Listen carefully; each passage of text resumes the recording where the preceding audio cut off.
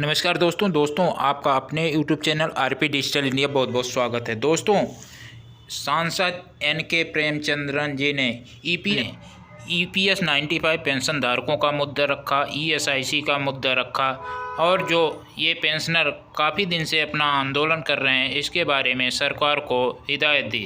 would like to place it on record.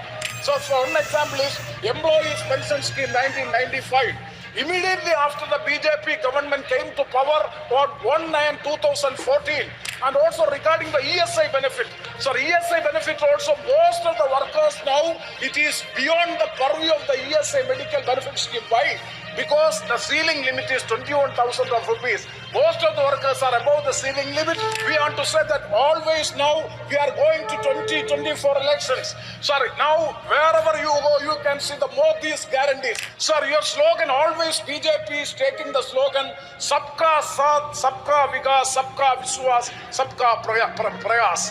What about the minorities? You are talking about the inclusive development. Shri N.K. Premchandran ji. Thank you, Mr. Chairman, sir, for affording me this opportunity to take part in the discussion, expressing motion of thanks to the presidential address. Sir, by virtue of Article 87 of the Constitution of India, it is the responsibility of Her Excellency, the President of India, to address the joint session of the Parliament every year, calendar year, before the first session of the Parliament. And the very purpose of this presidential address to the joint session of the House before the session begins is to state about the performance of the government during the last years, and also to state about the programs and policies of the government in the ensuing year. But it is deeply disappointing to note that the presidential speech, which is having 39 paragraphs, is fully the achievements of the 10 years of NDA government and nothing else other than the 10 years of achievement. And it is absolutely a political statement of the government regarding their achievements, that too for the coming parliament elections. It is a political speech made by Her Excellency, the President of India. So it is deeply disappointing as far as we are concerned. Sir, I have gone through the entire speech, 39 paras of the speech. It is very, very comprehensive, but detailing almost all sections of the society.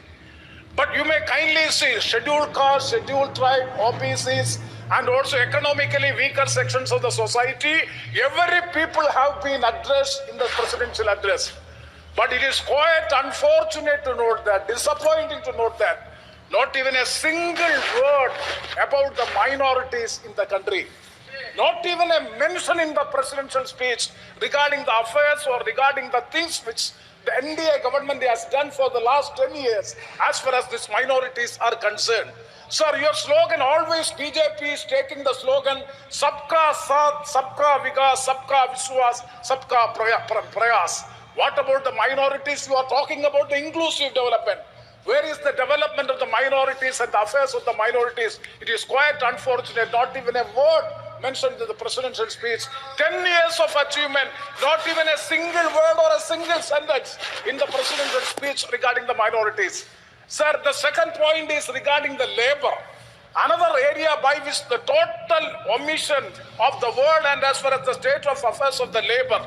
Sir, it is also a deliberate omission. Why? Because it is a deliberate omission means they have done nothing for the labor working class in the country for the last 10 years. Sir, if we go through the last 10 years of the government, the presidential address speaks about here also farmers, industrialists, youth and students, entrepreneurs, and even the street vendors.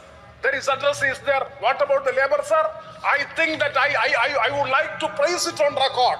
10 years of BJP NDA-led government is totally against the labor working class of this country. Not even make a mention of the labor class in the country means they are the part and parcel of the society, not only part and parcel. They are the inevitable portion in the economic development of the country, and in the nation building process they are playing a very good role. And also wealth creators. Presidential speech is very, very vocal about the wealth creation. But what about the role of the labor? Nothing is being mentioned. And also, sir, if you critically examine, always you are praising about the ease of doing business. How this ease of doing business, all these 10 years have happened. This ease of doing business is at the cost of the labor. Because the rights enjoyed or the benefits enjoyed by the labor is taken away at the expense of the labor, the ease of business. So for one example is Employees Pension Scheme 1995. Immediately after the BJP government came to power on 1/9/2014, a circular has been issued by which 95 lakhs of employees, EPF pensioners, the rights have been taken away. Sir, now you see the entitlement of PF pension who are having the salary above 15,000, they are out of the pensionary benefit. The retirement rupees to 2,000 rupees, nothing is done. So, sir, the poor old age pensioners of 95 lakhs of pensioners, their benefits have been curtailed during the last 10 years. And also regarding the ESI benefit, sir, ESI benefit also, most of the workers now, it is beyond the purview of the ESI medical benefit scheme. Why? Because the ceiling limit is 21,000 of rupees. Most of the workers are above the ceiling limit. The government has so many times, the labor minister has assured in this house that will be considered. So far nothing is done as far as the ESI is concerned. So sir, my point is that these two sections of the society, minorities as well as labor, they are totally ignored and nothing is, sir, please, nothing is mentioned in the presidential speech. It is quite unfortunate. Sir, politically speaking, because it is a presidential speech, we want to say that always now we are going to 2024 elections. Sir, now wherever you go, you can see the Modi's guarantees. Sir, I would like to know from the government, what were the guarantees and the promises made during the 2014 election and also 2019 elections?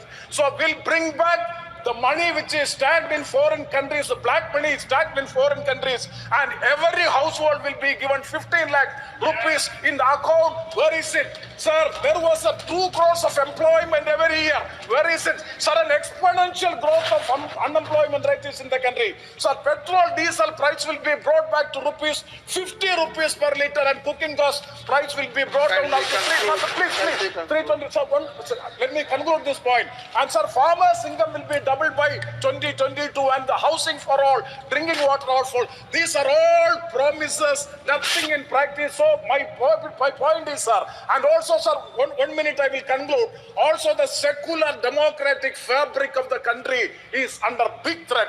Sir, दोस्तों, माननीय सांसद महोदय ने ESIC के benefit के बारे में सरकार के सामने रखे, और वहीं सरकार का जो मौजूदा सरकार है उसका एक स्लोगन है बीजेपी सरकार का, सबका साथ सबका विकास। लेकिन विकास कहाँ हो रहा है, सबका साथ सबका विकास कहाँ हो रहा है, इसके बारे में सरकार से पूछा।